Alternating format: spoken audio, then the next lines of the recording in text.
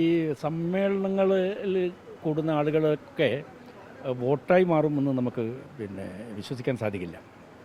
ഇപ്പോൾ കോൺഗ്രസിൻ്റെ സമ്മേളനം വിശ്വാസ സംരക്ഷണ യാത്ര എന്നുള്ള പേരിൽ നടത്തിയിട്ട് അവസാനം അതിന് നേതൃത്വം കൊടുത്തിട്ടുള്ള വളരെ പ്രമുഖനായ നേതാവ് ശ്രീ മുരളീധരന് വിശ്വാസമില്ലാത്ത ഒരു യാത്ര നടത്തേണ്ട സാഹചര്യം വന്നു. അതായത് പാർട്ടി നേതൃത്വത്തിൽ വിശ്വാസം നഷ്ടപ്പെട്ടതിൻ്റെ ഫലമായിട്ട് അദ്ദേഹത്തിന് വളരെയധികം പ്രതിഷേധം അതിലുണ്ട്.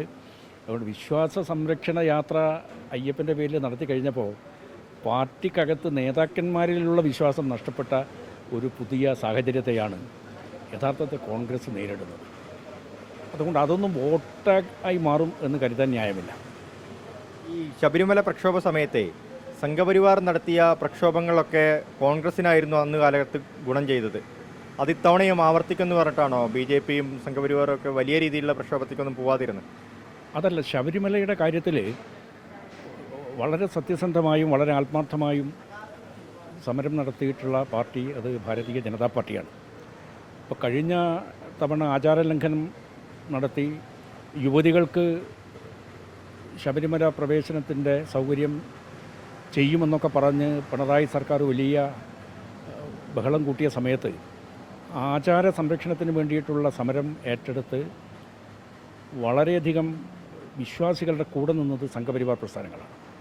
ഇപ്പോൾ ഞാൻ മാത്രമല്ല, നമ്മുടെ പാർട്ടിയിലെ നേതൃനിരയിലുള്ള പ്രമുഖരായ ആളുകളൊക്കെ സെക്രട്ടേറിയറ്റിൻ്റെ മുമ്പിൽ നിരാഹാരം നടത്തിയിരുന്നു.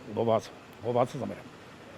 ഞാനൊരു 10 ദിവസം നീണ്ടുനിന്ന ഉപവാസ സമരത്തിനന്ന് പങ്കെടുത്ത വ്യക്തിയാണ്. അന്നൊക്കെ ജനങ്ങളുടെ വലിയ തരത്തിലുള്ള പിന്തുണയുണ്ടായിരുന്നു. അവർക്ക് ഉള്ള വിശ്വാസം BJPയിലാണ്. കാരണം BJP വിശ്വാസികൾക്ക് വേണ്ടി നിലകൊള്ളുന്ന പ്രസ്ഥാനമാണ്. താൽക്കാലിക രാഷ്ട്രീയ ലാഭത്തിന് വേണ്ടി വിശ്വാസത്തെ ദുരുപയോഗപ്പെടുത്തുന്ന ഒരു സമീപനമല്ല ഭാരതീയ ജനതാ പാർട്ടിക്കുള്ളത്. അടിസ്ഥാനപരമായി വിശ്വാസികളുടെ കൂടെയാണ് എല്ലാ കാലത്തും BJP നിന്നിട്ടുള്ളത്. ഇപ്പോഴും ശബരിമലയിലെ ഈ സ്വർണ്ണക്കൊള്ള, ആ സ്വർണ്ണക്കൊള്ളയുടെ ആഴവും പരപ്പും ഇനി യഥാർത്ഥത്തിൽ അറിയാൻ വേണ്ടി പോകുന്നേ ഉള്ളൂ. ഏതെങ്കിലും ഒരു ഉണ്ണികൃഷ്ണൻ പോറ്റിയെയോ കുറച്ച് ഉദ്യോഗസ്ഥന്മാരെയോ ബലിയാടാക്കി അതിൻ്റെ പിന്നിൽ പ്രവർത്തിച്ചിട്ടുള്ള ഭരണകക്ഷി നേതാക്കന്മാരെ രക്ഷപ്പെടുത്തുവാനുള്ള ശ്രമം വളരെ ബോധപൂർവം നടന്നുകൊണ്ടിരിക്കുകയാണ്.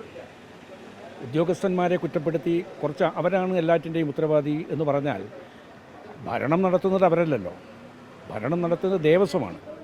ദേവസ്വത്തിൻ്റെതായ മന്ത്രിയുണ്ട്. ആ മന്ത്രി പിണറായി മന്ത്രിസഭയിലെ ഒരു പ്രധാനപ്പെട്ട മന്ത്രിയാണ്.